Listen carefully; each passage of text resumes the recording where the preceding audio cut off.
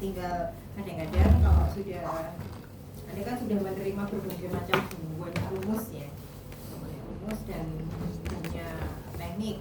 Nah kadang-kadang itu yang akan membingungkan itu pas pakainya. Kalau yang kayak gini itu memakai apa? Dan kadang-kadang kalau antara satu dengan yang lainnya itu agak mirip-mirip nih, termasuk rumusnya juga agak mirip-mirip. Nah yang kita bahas hari ini itu juga sama, rumusnya agak mirip-mirip juga dengan menghitung besar sampel uji populasi dua proporsi. Jadi kalau dua proporsi kemarin kan yang penting ada dua populasi dan datanya kategorikal ya, datanya dalam bentuk nominal biner begitu, rata-rata biner. Kemudian ada proporsi populasi pertama, ada proporsi populasi kedua. Nah ini juga sama sebenarnya. Cuman kalau yang kemarin itu lebih pada desain penelitian yang cross seksional. Kalau cross seksional itu apa maksudnya? Satu waktu. Nah misalnya ini juga debatable. Kalau misalnya nih orang itu dari pagi sampai malam itu Anda amati, itu cross seksional apa enggak? Enggak. Berarti itu apa itu? Kohort. Sebenarnya ini debatable sekali lagi ya. Sebenarnya tergantung pada variabel apa yang diamati. Kalau variabel yang diamati itu relatif perubahannya cepat gitu. Dari pagi ke malam itu perubahannya cepat, kohort. Tapi kalau sehari nggak terjadi apa-apa, artinya ya memang variabel itu baru akan terjadi dampak setelah 6 bulan kemudian kayak gitu-gitu. Pagi sampai malam Anda amati, ya termasuk masih cross seksional. Jadi memaknakan arti kata diambil potong lintang pada waktu dan periode yang sama itu tidak letterlux ya, tidak letterlux sesuai dengan harafiah si kata-katanya, tapi dikembalikan lagi ke kasus yang sedang Anda hadapi. Oke, kalau kemarin kan kita banyak ke case control dan yang besar sampel yang terakhir yang data kontinu yang per delta atau per mu 1 min mu 2 data kontinu itu rata-rata untuk penelitian eksperimental, desain eksperimental. Walaupun tidak selalu ya, pokoknya membandingkan dua populasi dan datanya kontinu kita bisa pakai itu. Dan juga penelitian eksperimental, karena rata-rata penelitian eksperimental itu yang diambil data-data rasio interval, kan kadar apa yang ada di dalam darah, di dalam urin, biasanya seperti itu. Jadi kita pakai yang kemarin, yang baru saja kita bahas kemarin. Nah sekarang desain yang lain, desain case control. Ini kan sudah sering Anda dapat ya untuk yang ini. Case control itu apa sih?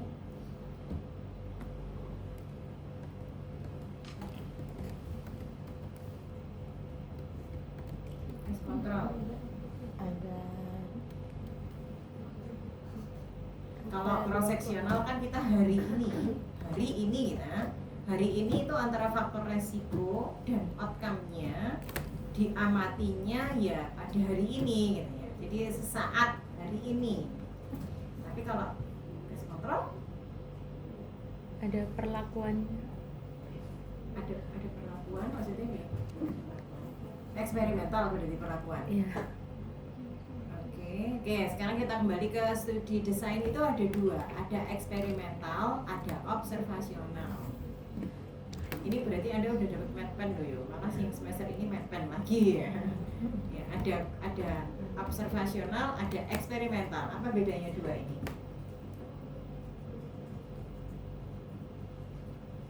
Kalau observasional hanya mengamati, tidak melakukan intervensi apapun. Kalau eksperimental diberi perlakuan. Kalau Anda katakanlah memberi leaflet gitu, memberi poster, itu eksperimental atau observasional? Eksperimental. Jadi apapun dalam bentuk yang paling sederhana pun, kalau kita berniat untuk mengubah apa yang biasanya terjadi, berarti itu eksperimental. Observasional ya sekedar mengamati aja. Jadi kalau wawancara ya itu termasuk observasional sepanjang pada waktu wawancara itu kita nggak ngasih muatan apa-apa ya. Oh nggak boleh gitu Bu, harusnya begini. Nah itu sudah eksperimental, karena siapa tahu nanti Anda ada beberapa hari kemudian diamati lagi. Nah itu nggak boleh seperti itu juga. Nah kalau case control itu termasuk studi apa? Eksperimental atau observasional? Atau cross-seksional deh. Cross-seksional itu termasuk studi observasional atau eksperimental? Observasional. Studi observasional yang Anda tahu itu desainnya apa saja selain cross-seksional? Case control, terus cohort. Kalau studi eksperimental yang Anda tahu biasanya desainnya apa saja?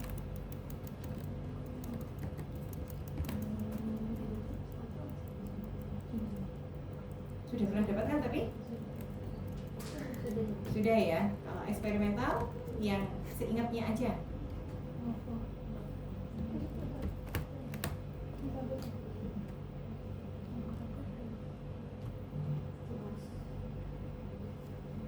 Kayak one shot case study gitu. Kalau one shot case study itu apa? Ya.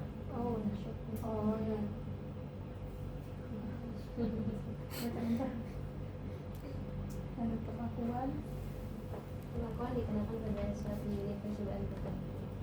Iya, dikasih sesuatu, gitu kan? Dikasih sesuatu, terus habis itu diukur sudah, gitu kan?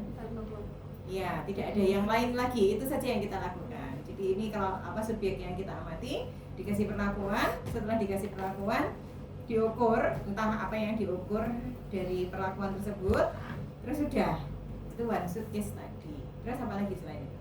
Untuk pretest and post test. Ya, pretest and post test. Berarti diukur dulu, dikasih perlakuan, setelah dikasih perlakuan diukur lagi.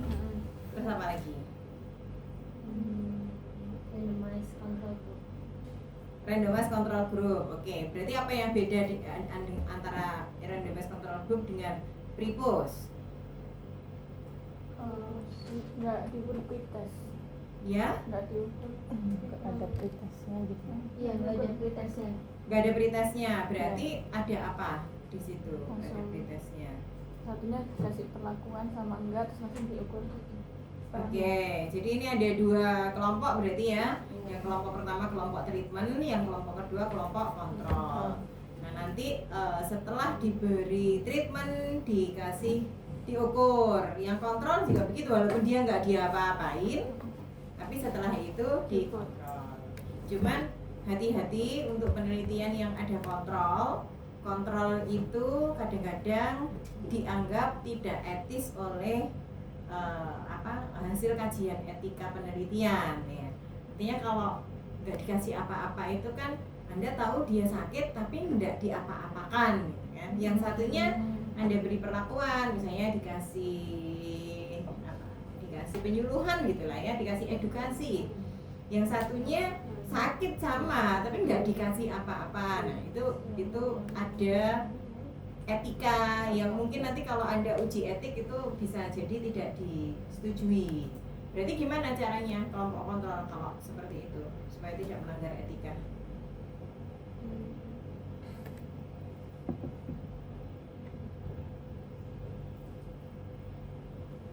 Caranya?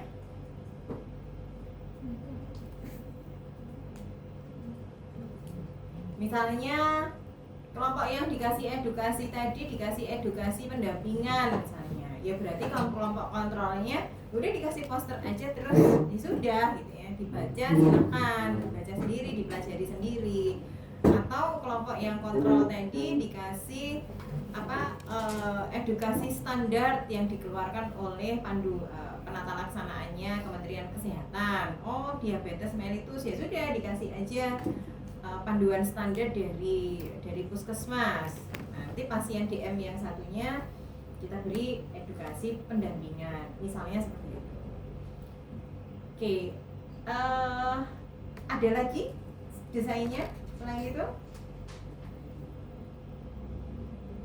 Ya mungkin campuran ya, pre-post tapi pakai kontrol. Ya, ada kelompok treatmentnya diberi sama post. Ada kelompok kontrolnya juga diberi sama post.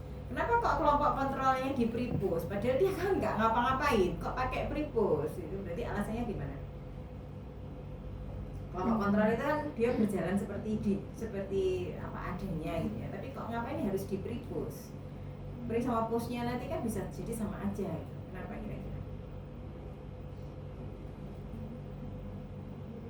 Kira-kira untuk menjamin bahwa perubahan pada kelompok treatment, kita kan kepingin kelompok treatment tadi pre sama pushnya pada progres.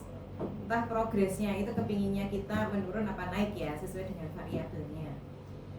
Ketika kita yakin bahwa dia ada progres, maka harus ada pembandingnya. Ini loh yang nggak dikasih apa-apa, pre sama pushnya itu sama saja, nggak ada peningkatan. Jadi dia kenapa kok di pre-push sebagai pembanding. Nah, beberapa desain yang tadi disampaikan itu semakin ke arah yang pre-push pakai kontrol, itu berarti desainnya paling bagus. Paling RCT. RCT sebenarnya apa? Randomize Control Trial gitu ya. Semakin ke desainnya semakin RCT, maka itu desain eksperimentalnya semakin bagus. Nah, sekarang kita kembali yang ke cross sectional. Yang kemarin kita kembali ke observasional. Yang kemarin kita cenderung ke observasional. Jadi kalau simple random sampling itu observasional apa eksperimental? Simple random sampling? Simple random sampling, terus apa saja selain simple random sampling? Simple random sampling, stratified random sampling, systematic random sampling, cluster random sampling. Oke, itu dilakukan ketika apa? Kapan Anda pakai itu? Kapan Anda pakai misalnya perbedaan dua proporsi kayak gitu? Dilakukan ketika apa?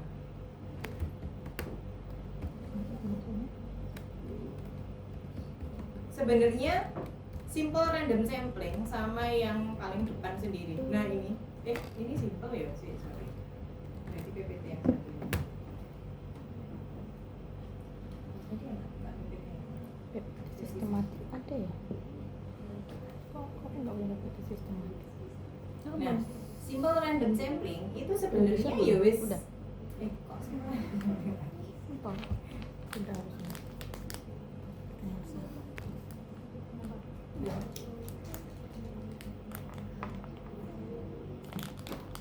Ini PPT.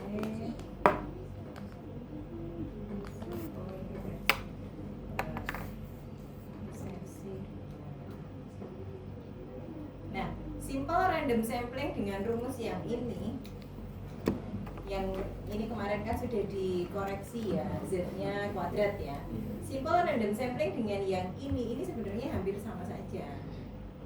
Cuman untuk data proporsi. Simple random sampling itu kan ada dua pendekatan toh? Ya. Ada dua pendekatan kan simple random sampling, yang satu apa? Data kontinu.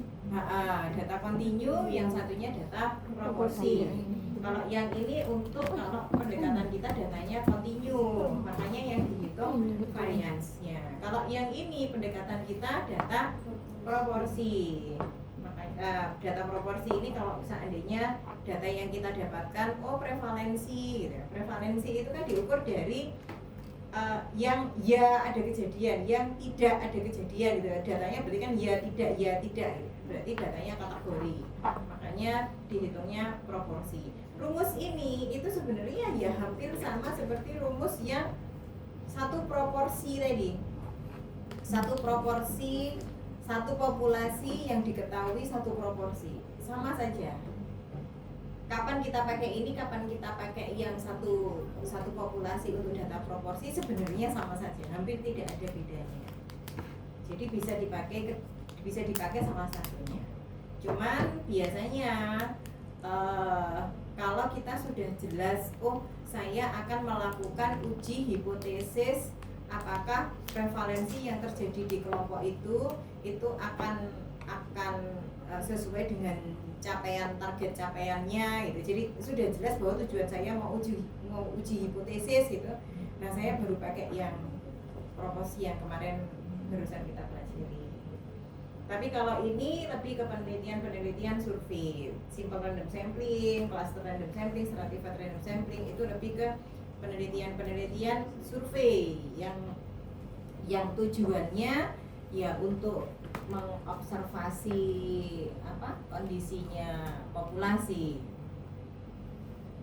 Saya kembali ke yang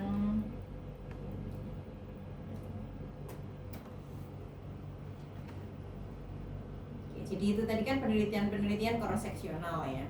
Sekarang kalau penelitian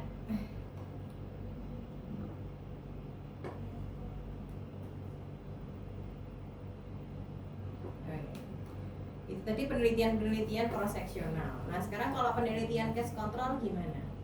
Case control kalau cross seksional tadi si faktor resiko sama si outcome diamatinya sekarang gitu ya, diamatinya periodenya sekarang. Tapi kalau case control diamatinya itu longitudinalnya retrospektif ke belakang gitu ya. Waktu sekarang itu teridentifikasi ada kelompok yang sakit, ada kelompok yang tidak sakit. Baru kemudian dari kedua kelompok tadi kita amati ke belakang faktor resikonya bagaimana. Jadi seperti yang ada di gambar, itu ada kelompok yang bronkitisnya positif, ada kelompok yang bronkitisnya negatif. Baru diamati secara retrospektif ke belakang tentang faktor resikonya. KM itu kebiasaan merokok. Nah ini retrospektif case control. Retrospektif case control yang perlu diperhatikan itu pada waktu Anda mengamati si faktor resikonya. Karena faktor resikonya misalnya sering di skripsi itu terjebak sama penelitian case control. Jadi populasinya di puskesmas itu sudah ngambil 2 gitu. Di puskesmas ada pasien yang DM, ada pasien yang tidak DM. Berarti kan berangkat dari case yang artinya kontrol kan. Berarti seharusnya kalau ingin meneliti faktor resiko dari DM-nya dia, maka faktor resikonya ngamatinya gimana kira-kira? Bikin kuesionernya gimana kira-kira? Faktor resikonya DM itu apa aja sih? Gaya hidup. Okay. Gaya hidup. Iya, gaya hidup itu apa aja? Pola makan, ya terus? Aktivitas fisik. Aktivitas fisik.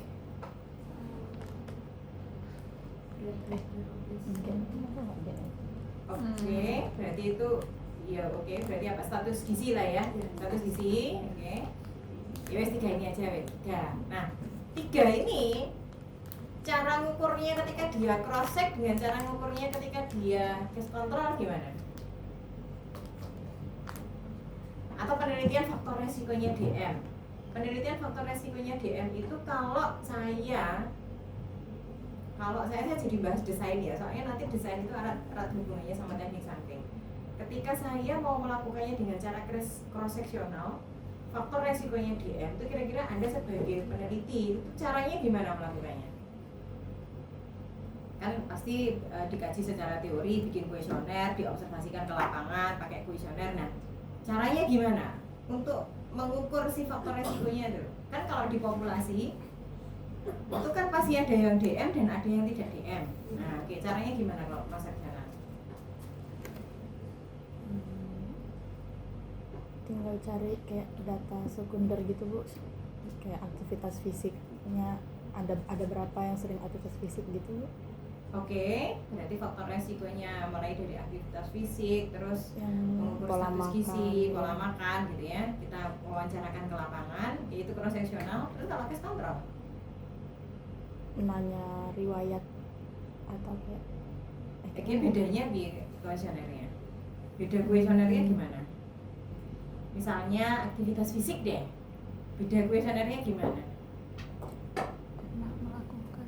Iya, mungkin kalau yang case control kayak 6 bulan terakhir ada rentang waktunya gitu ya. Gimana ya caranya? Dari awal terus cara kira-kira cara ngambil masyarakatnya tadi gimana? Oh, masyarakat ini sampel saya, ini bukan sampel saya. Kira-kira gimana?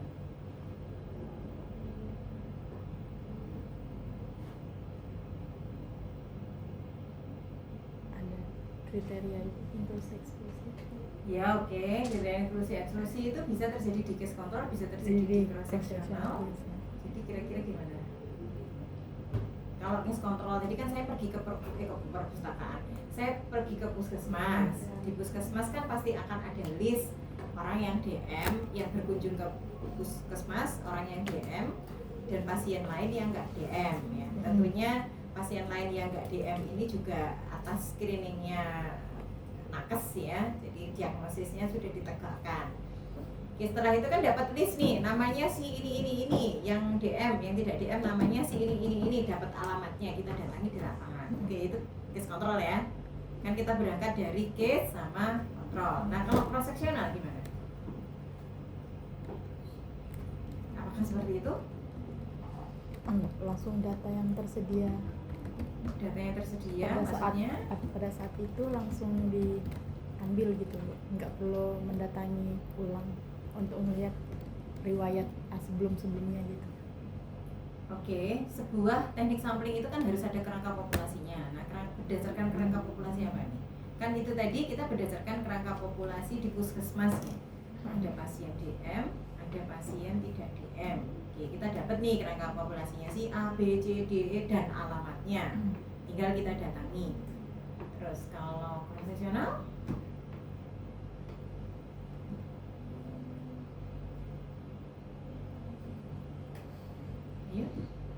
Langsung populasi besarnya gitu. nah, terus kerangka populasinya dapatnya dari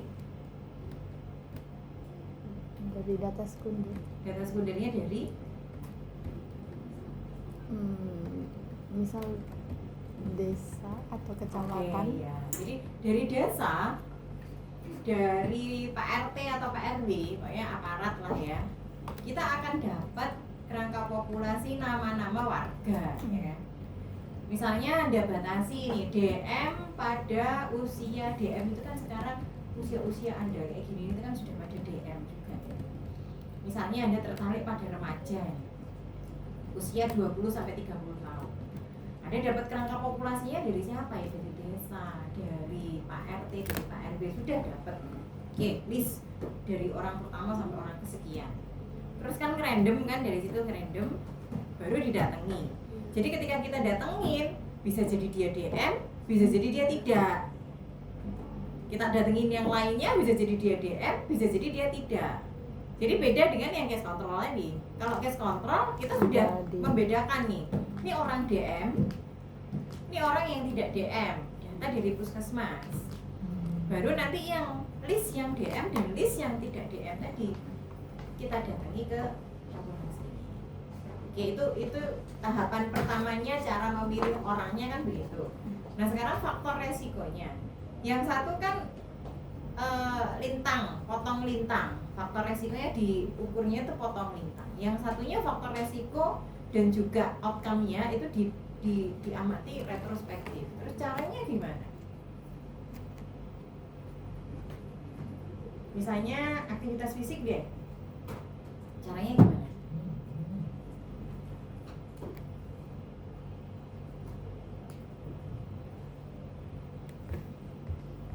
Logika aja nggak usah terlalu memikirkan. Pokoknya kalau retrospektif itu maknanya apa sih retrospektif? Ke belakang. Ke belakang, apanya yang ke belakang? Pengamatannya ke belakang. Padahal ke belakang itu kan kita nggak tahu ya. Kita taunya kenalnya sama beliaunya kan hari ini. Terus caranya gimana kalau ke belakang?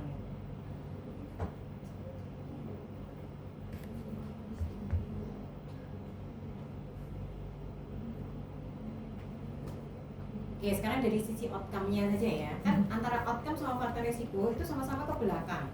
Kalau cross sectional itu sama-samanya sekarang. Kalau outcome, kita kan tahu nih dari puskesmas, dia DM, dia tidak DM, itu kondisinya sekarang. Tapi kapan dia DM? Dia DM-nya mulai bulan lalu, dia DM-nya mulai 1 tahun yang lalu, 2 tahun yang lalu. Itu kita kan nggak lihat itunya. Kalau di cross sectional ya. Kita tahunya dia hari ini dia kelompok DM dan kelompok tidak DM. Tapi kalau retrospektif kita identifikasi historinya menurut status medik. Kapan dia terdiagnosis DM? Oke, itu dari outcome-nya ya. Kalau dari faktor resikonya juga sama seperti itu. Faktor resiko itu ada yang mungkin bisa diidentifikasi dari rekam medik, ada yang mungkin tidak. Jadi seperti IDMO tadi yang status gizi itu mungkin bisa diidentifikasi dari rekam medik. Karena ketika dia pertama kali datang ke puskesmas, dia tahu di situ ada catatan berat badan, tinggi badannya, bisa dihitung status gizi, historinya status gizi sampai hari ini kita melakukan penelitian. Nah itu maksudnya retrospektif sama tidak retrospektif. Kalau seandainya status gizinya itu cross seksional, ya status gizinya dia hari ini itu tinggi badannya berapa, berat badannya berapa. Demikian juga aktivitas fisik. Aktivitas fisik itu juga diukur sejarahnya dia sejak dia awal. Kalau perlu itu dikonfirmasi ke orang lain memang benar seperti itu atau tidak. Tapi kalau cross seksional mungkin kita nggak akan sedalam itu gitu nanya. Nah kadang-kadang di penelitiannya cross section case control itu yang sisi kurangnya itu di situnya. Sisi kurangnya itu menggali secara retronya. Padahal sebenarnya penelitian case control itu harapannya lebih kuat daripada cross seksional. Orang itu DM itu kan bukan akibat apa yang dia lakukan hari ini kan. Orang itu DM itu akibat yang dia lakukan sebelum-sebelumnya.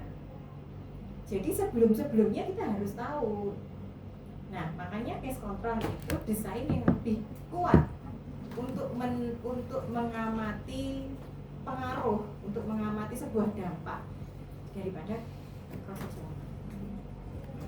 Jadi kalau Anda mau regresi begitu-begitu, itu sebenarnya lebih kuat kalau Anda pakai case control daripada kalau pakai cross seksional. Tapi masalahnya desainnya case control, tapi mengamatinya hari ini gitu. Jadi bedanya itu hanya milah kasus DM sama tidak DM, tapi nanti pas waktu orang-orang yang DM itu didatangi ke rumahnya, instrumen kuesionernya kayak pengamatan hari ini gitu. Itu yang banyak terjadi itu kayak gitu. Jadi hati-hati ketika menyusun instrumen. Ya sekarang kalau kohor gimana? Prospektif. Oke, prospektif maksudnya gimana? Diamatin ke depan. Diamatin Jadi ke depan. berangkat dari faktor resiko. Berangkat dari faktor resiko. Jadi hari ini, misalnya start penelitiannya hari ini itu gimana? Faktor resikonya gimana? Berangkat dari faktor resiko itu gimana? Misalnya merokok. Merokok dan tidak merokok. Iya. Oke, berarti ada dua kelompok nih. Hari ini itu ada dua kelompok, merokok dan tidak merokok. Oke, kira-kira kalau ini diimplementasikan di lapangan, gimana cara tahunya Anda? Dia milah kan berarti kan, kalau yang DM sama tidak DM tadi kan gampang ya. Datang ke puskesmas ada datanya. Kalau faktor resiko itu milahnya gimana?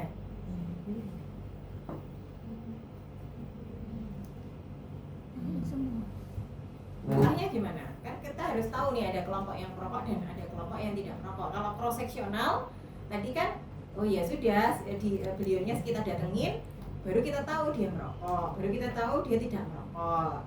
Jadi pas kita datengin itu kan cross seksional.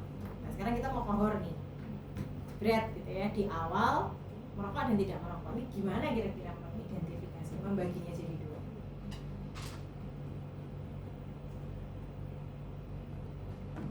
Nanya. Mikirnya nggak usah dalam-dalam, Nanya. di logika aja.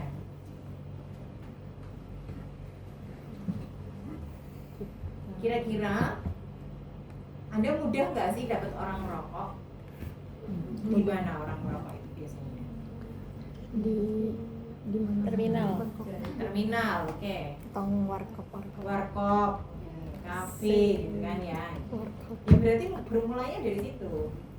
Kita bergerak ke populasi-populasi yang menurut kita beresiko atas faktor resiko tersebut.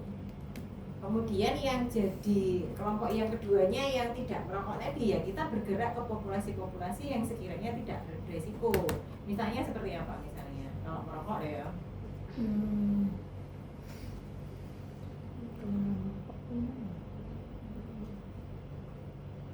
FKM.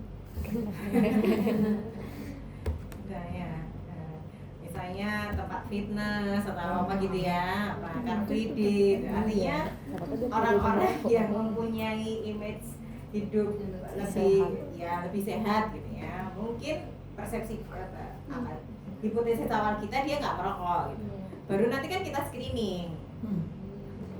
Oke, nah itu membedakan di awal kita berangkat merokok sama tidak merokok. Terus setelah itu diamatinya ke depan.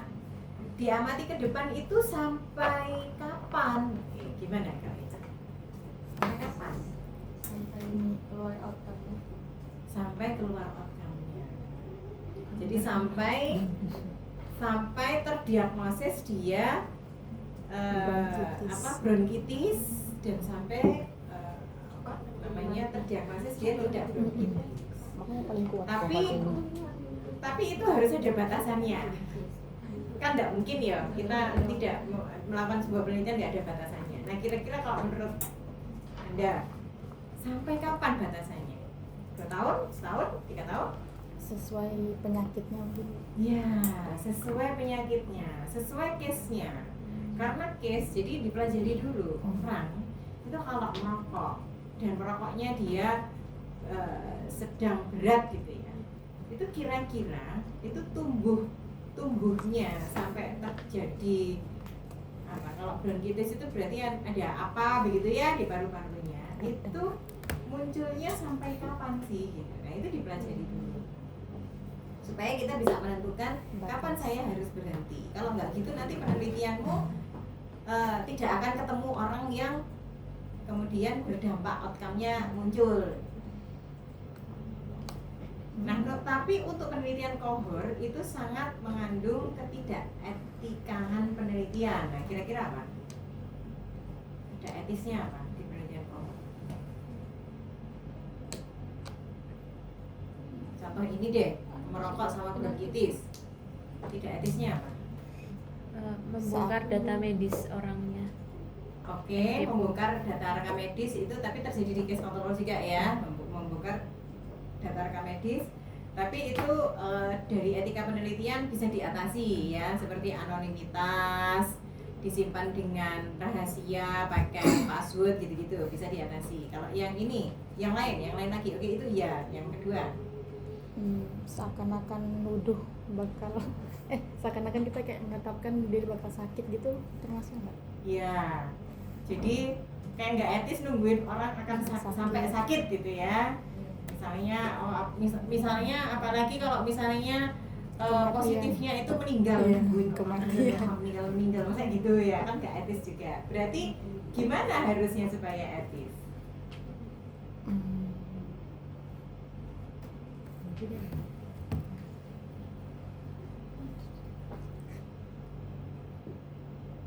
Gimana? Kita boleh nggak sih membiarkan orang itu beresiko? Ya, orang merokok itu kan berarti orang beresiko ya. Kita boleh nggak membiarkan orang beresiko? Nggak boleh. Jadi walaupun ada kelompok merokok dan ada kelompok tidak merokok, keduanya itu harus sama-sama mendapatkan sesuatu untuk preventif pada perilakunya. Nah kalau misalnya seperti itu, nanti yang kelompok itu sampai terjadi bronkitis kan jadi tambah lama. Nah ya memang itu susahnya penelitian. Jadi intinya kita melakukan penelitian itu tidak boleh merugikan subjek yang kita observasi.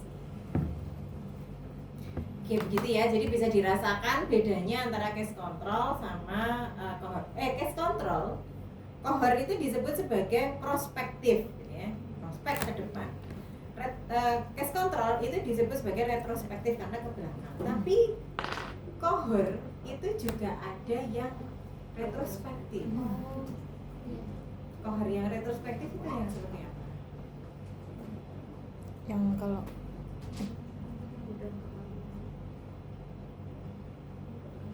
misalnya outcome-nya panjang gitu ya, terlalu lama.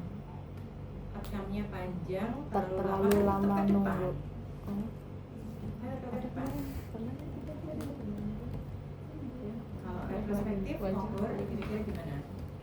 Pokoknya ciri-cirinya kohor itu apa sih? Berangkat dari faktor faktor resiko. Ciri-cirinya case control berangkat dari dari outcome.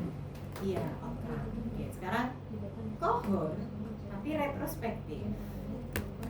Kira-kira gimana? Tapi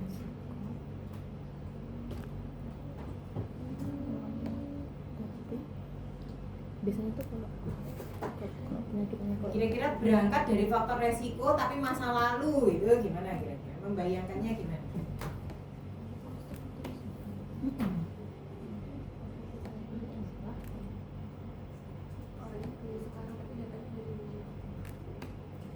Ya, orangnya ketemu sekarang tapi datanya dari dulu. Cuman membedakan sama case control gimana?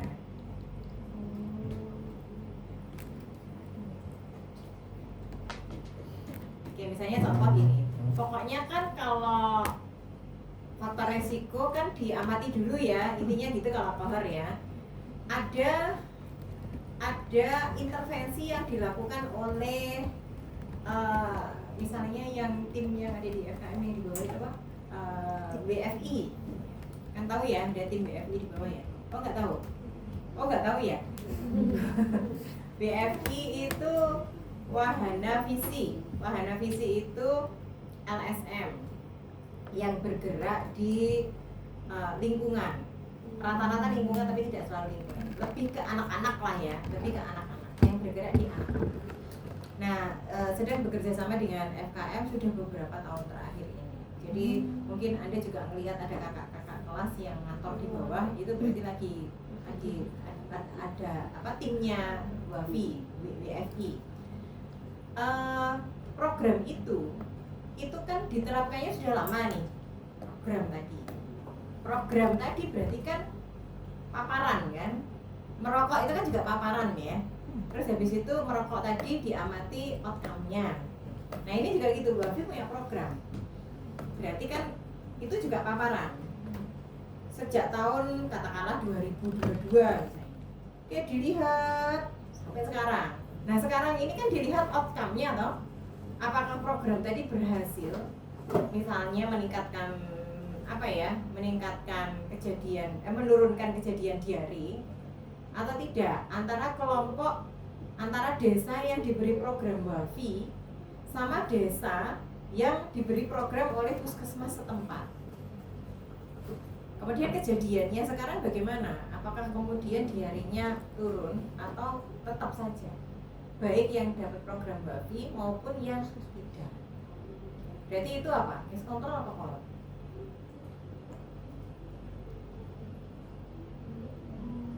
Jadi ciri-cirinya kalau kohor dimulainya dari paparan. kohor. Kenapa? Karena paparannya program WAFI dan programnya pemerintah, puskesmas. Itu contoh aja.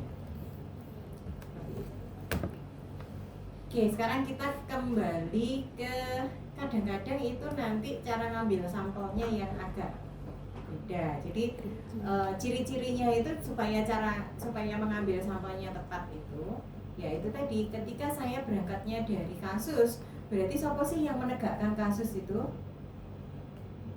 Fasilitas kesehatan. Ya berarti saya datangnya ke fasilitas kesehatan. Siapa sing sakit sama siapa sing nggak sakit, saya datangnya ke rumah sakit, saya datangnya ke klinik, saya datangnya ke puskesmas gitu. Itu kalau case control.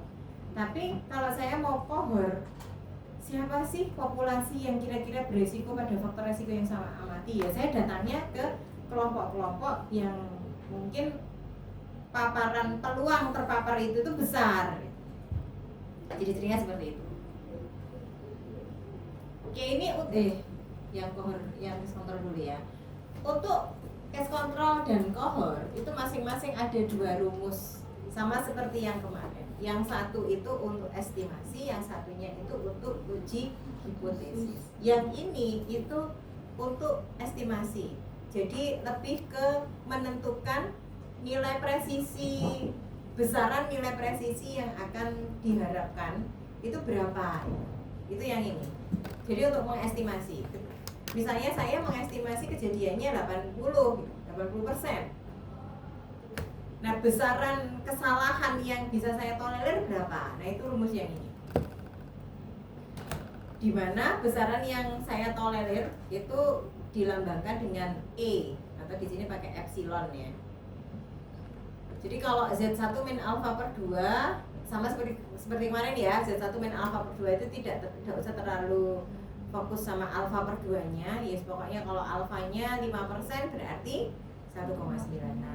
Kalau alfanya 10% berarti 1,645 gitu ya. Jadi nggak usah itu sesuatu yang dihafalin aja bisa sih. Jadi nggak perlu lihat tabel. Kemudian log 1 min E, nah E-nya itu kesalahan yang saya tolerir. Nah ini juga kasuisis, tergantung dengan case-nya. Ada P1, ada P2. Nah ciri-cirinya di case control itu antara P1 dan P2 itu di sini. Ciri-cirinya karena case control tadi berangkat dari outcome, maka yang P1 itu outcome positif, yang P2 itu outcome negatif pada subjek yang sama-sama terpapar. Jadi P1 itu subjeknya terpapar, menghasilkan outcome positif itu ada berapa persen di populasi saya. Cari data di puskesmas. Kemudian yang P2 yang terpapar juga tapi outcome-nya negatif, itu P2. Biasanya lebih gampang nyari yang P1 biasanya.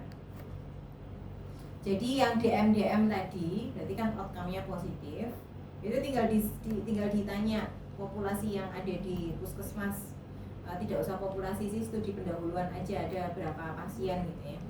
Kemudian dari berapa pasien tadi itu yang terpapar, yang dia misalnya apa? Misalnya pola makannya tidak baik dari yang DM-nya positif. Itu ada berapa persen P1. Nah, nanti P2-nya enggak usah dihitung. P2-nya dihitung itu dengan menggunakan ini. Atau kalau yang ketemu itu P1-nya, maka kalau yang ketemu itu P2-nya, maka P1-nya yang dihitung. Jadi rumus yang ada di bawah ini, jika salah satu P1 dan P2 itu ada yang tidak diketemukan, maka kita bisa menghitung pakai rumus ini. Rumus ini itu hubungan P1 dan P2 itu dihubungkan sama nilai odds ratio. Case control nilai resikonya itu pakai odds ratio. Odds ratio itu gimana rumusnya?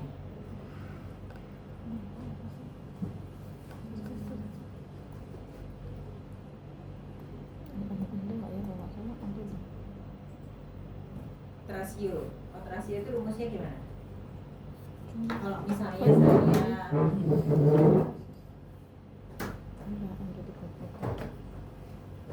misalnya saya punya ini paparan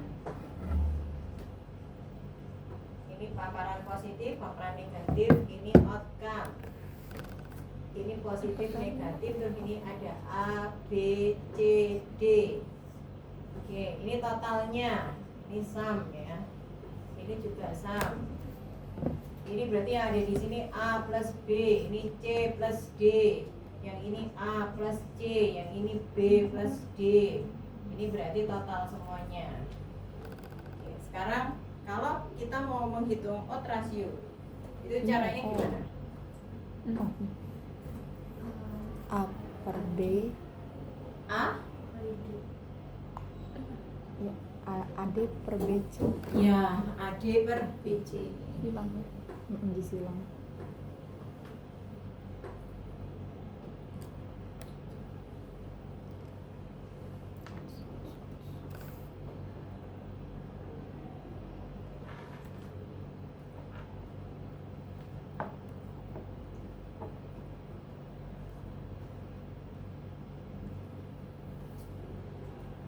Nah sekarang odds ratio itu nilainya kita cari dari mana? Odds ratio itu nilainya kita cari dari penelitian terdahulu. Ada si A odds rasionya 4 antara pola makan sama DM tadi itu odds rasionya 4 punyanya si A. Si B itu odds rasionya 2, si C odds rasionya 6. Nah ada 3 referensi tadi. Jadi ada dua cara. Pertama dari data pendahuluan, kita tadi ke lapangan, ke puskesmas. Di antara yang sakit DM tadi ada berapa persen yang terpapar, yaitu dari data pendahuluan, atau dari referensi penelitian terdahulu yang juga meneliti tentang DM dan pola makan. Oke, kita punya 3. Si A tadi odds rasionya 4, si B odds rasionya 2, si C odds rasionya 6. Terus yang saya gunakan untuk menghitung itu punyanya si A, si B apa si C? Yang kecil. Yang kecil berarti si B. Ya, Oke, kenapa yang kecil? biar pas penelitian kita lebih bagus lagi OR-nya gitu. Kita bisa ngebuktiin. Oke. Karena yang sebelumnya kan enggak terlalu kuat. Jadi masih ada kayak peluang untuk kita teliti lagi gitu. Oke, ya bagus. Jadi ketika si B tadi kan meneliti pola makan dengan DM. Dia menghasilkan odds rasionya 2. Odds rasionya belum termasuk sudah tinggi, artinya kan yang pola makannya tidak baik itu beresiko 2 kali untuk terjadi DM daripada yang pola makannya baik, kan arti 2 itu kan gitu kan. Jadi sudah bagus lah. Tapi dia kalah bagus dengan yang menghasilkan 4. Oh, yang tidak baik itu 4 kali DM gitu ya. Oh, yang pola makan yang baik 6 kali DM. Nah, artinya kalau sudah 6 kali DM, penelitian tadi sudah terbukti gitu ya. Nah, kalau sudah terbukti ya ngapain diteliti lagi? Logikanya sama seperti kemarin ya, kan kita sudah bahas ya kemarin ya. Jadi kita pakai yang penelitian si B yang kontrasenya masih 2. Dimasukkan di situ, P2-nya dimasukkan, nanti ketemu P1. Baru P1 sama P2-nya dimasukkan ke rumus ini. Itu logikanya seperti itu. Nah, kalau ditanya terus berapa nilai presisinya? Nilai presisi itu benar-benar terserah kita. Kita kepingin capaian estimasi kita itu selisih berapa gitu. Tapi ya sama seperti yang kemarin-kemarin, normal itu 5% gitu ya. Tapi 5%-nya ini itu beda dengan tingkat kepercayaan ya. Kemarin kan Anda ribut masalah alfa, kesalahan yang ditolerir para peneliti itu ya. Ini tergantung. Nah, yang kedua ini pendekatannya untuk uji hipotesis. Kalau untuk uji hipotesis kita tidak membutuhkan tingkat kesalahan lagi, kita butuhnya P1 dan P2 saja. Kalau di lapangan P1 sama P2 ini juga maknanya sama, pokoknya bedanya itu hanya pada outcome positif dan negatif ini di antara subjek yang terpapar. Untuk yang rumus yang di bawah ini logikanya sama seperti tadi. Nah, untuk yang rumus ini itu mirip-mirip, malah sama, dikatakan sama dengan rumusnya perbedaan 2 populasi proporsi untuk uji hipotesis. Sama persis. Cuman bedanya pada ini aja. Ya, P1 sama P2-nya tidak dihubungkan sama nilai odds rasio. Bedanya itu aja. Jadi ketika kita mencari P1 P2 ya berdasarkan referensi langsung atau berdasarkan data penelitian pendahuluan. Odds rasio itu kan pada case control. Kalau pada cross sectional kita pakai apa untuk menilai resikonya? IR singkatan dari insiden rasio. Ya, insiden rate. Cuman rumusnya gimana ya?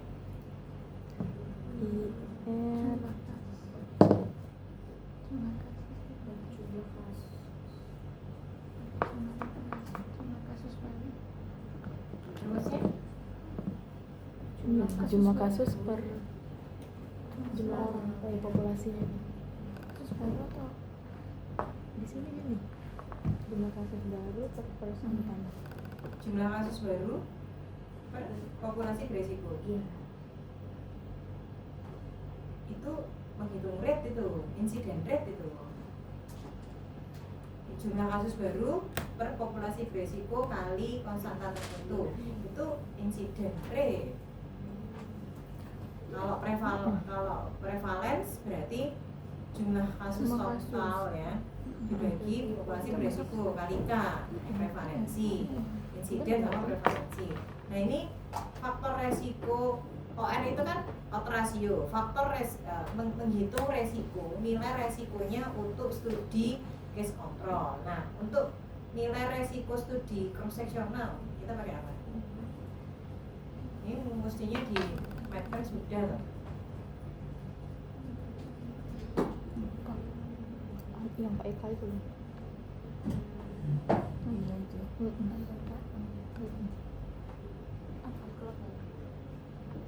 Kayak apa?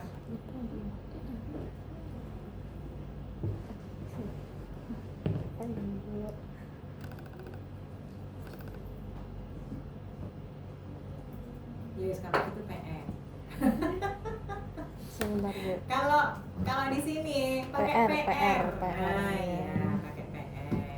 Prevalence ratio. Ya, pakai prevalence ratio. Prevalence. Jadi kalau di papan tulis itu prevalence ratio ngitungnya gimana? A plus B. A. Enggak sih? Prevalence itu kan yang kejadian aja kan? Berarti Oh iya. A Plus A dibagi kan yang kejadian kan berarti yang A toh. A sama C kan? Iya. Berarti A dibagi B. dibagi D. A plus B. A dibagi A plus B dibagi diperkan lagi C dibagi C plus D. Kan yang kejadian kan A sama C, prevalensinya kan itu. Rasionya ya A dibagi A plus B dirasiokan dengan yang C. C dibagi C itu populasinya siapa ya? C plus D. Makanya dikatakan prevalence, nilai prevalence, rasio dari nilai prevalensnya. Nah itu dihitung pada cross section. Sekarang kalau kohor juga begitu sama. Jadi kalau Dibagi kohor D ya? itu ada D untuk plus populasi C. beresiko. Apa C? Untuk pendekatan kalau yang diketahui itu kesalahan yang ditolerir, yang bisa ditolerir, dan ini biasanya untuk mengestimasi gitu ya, pendugaan, estimasi. Ini juga sama, ada E gitu, E itu juga nilai yang ditolerir tadi. Nah sekarang P1 sama P2-nya yang berbeda. Ini P1 sama P2-nya yang case control ya. Kalau case control itu outcome positif, outcome negatif pada kelompok terpapar. Itu P1 P2-nya case control. Tapi kalau P1 P2-nya kohor, ini terpapar sama tidak terpapar, ini bedanya. Yang terpapar dan tidak terpapar pada kelompok positif. Bedanya. Jadi hati-hati untuk memahami P1 P2-nya pada ini, pada kedua studi desain. Kalau cross sectional yang waktu 2 proporsi yang ini bukan PPT yang ini ya. Yes, nanti aja dibuka. Kalau cross sectional itu kan ada kayak kemarin itu ada kelompok neurologik ya, ada kelompok neurologik dan ada kelompok yang gimana sih? Kelompok neurologik, kelompok tidak neurologik, dan di masing-masing kelompok itu ada yang terpapar bahan kimia dan yang tidak terpapar bahan kimia gitu ya, kalau nggak salah seperti itu. Nah berarti P1 P2-nya itu kejadian pada kelompok pertama dan proporsi kejadian pada kelompok pertama dan proporsi kejadian pada kelompok kedua. Karena kelompok di kedua kelompok ini tadi itu sama-sama terpapar ya apa kemarin itu saya lupa. Yang pasti ada dua populasi lah, yang pasti ada dua populasi, dan populasi pertama itu proporsinya berapa, prevalensinya berapa, proporsinya berapa, di kelompok kedua itu proporsinya berapa. Jadi kejadian sakit di kelompok pertama, kejadian sakit di kelompok kedua gitu. Itu perbedaannya berapa, itu P1 P2 nya pada cross seksional. Tapi kalau kohor P1 P2 nya itu kita fokusnya di terpapar dan tidak terpapar pada kelompok positif. Nah, nilai resiko di kohor itu RR, relative risk. Untuk RR, untuk relative risk itu digunakan untuk hubungannya P1 sama P2. Jadi sama seperti si odd ratio tadi. Baru setelah diketahui salah satu masuk ke dalam rumus yang ada di atas. Nah, yang satunya ini untuk uji hipotesis dengan logika yang sama ya, dan ini juga rumusnya sama juga dengan yang perbedaan dua proporsi. Oke, baik, itu mungkin materi kita hari ini untuk studi cara menghitungnya.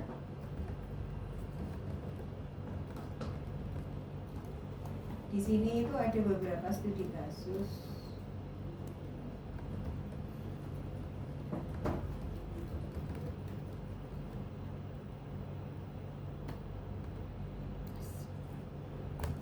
Topik skripsi. Anak tugas ini atau Halaman 71. Oh iya online. Tapi sini. Kamu di mana kelasnya? Sama siapa? Rahma. Kamu Kamu ajarin motong peta ya? Aku kayak udah dapat ya petanya? ya udah. Pakai yang kemarin nggak bisa tadi pelajaran kan kita dapat peta Jawa Timur. Tapi kan ininya subnya nggak ada. Ntar tak kirim di laptop ada. Batas, Di batas. laptopku. Sabar. Lupa. Satu. kamu mau kamu Iya, nasa. yang tabel itu ya? Iya. Oh, Terus buka lagi deh. yang kayak tabel itu belakang kamu enggak? Iya, terus kan cuma ini aja. Nah, kemarin coba di kamu masih muncul. Sudah ada yang dipotong. Ya, saya pikir mungkin dipelajari sendiri ya. Di sini ada beberapa contoh soal. Nanti beberapa contoh soal yang di sini ada yang ada conclusion-nya, ada yang tidak ada conclusion-nya. Yang atas ini yang mulai halaman 71 sampai 78. Kok cuma sedikit ya? Ya, saya punya buku fisiknya. Tapi buku fisik kok banyak ya? Coba kalau buku anu itu enggak banyak yang oh ini sampel size kontrol studi sama sampel size cohort studi halaman 16 sampai halaman 22 halaman 16 Enggak jadi 78.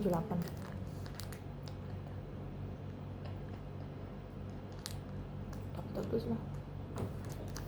Akhirnya mantra. oke case kontrol Udah dengeran nggak sih? Mantra. Iya. Sampai DPM. Oh. Sampai. nah ini kan ada ininya ya ada apa namanya ada contoh kasusnya ada solusinya nanti bisa dibaca sendiri. Ini juga sampelnya yang 3.2 ada contoh kasusnya kelanjutan dari yang 3.1 Lihat ulang video Pak di YouTube. ini juga contoh kasus 3.3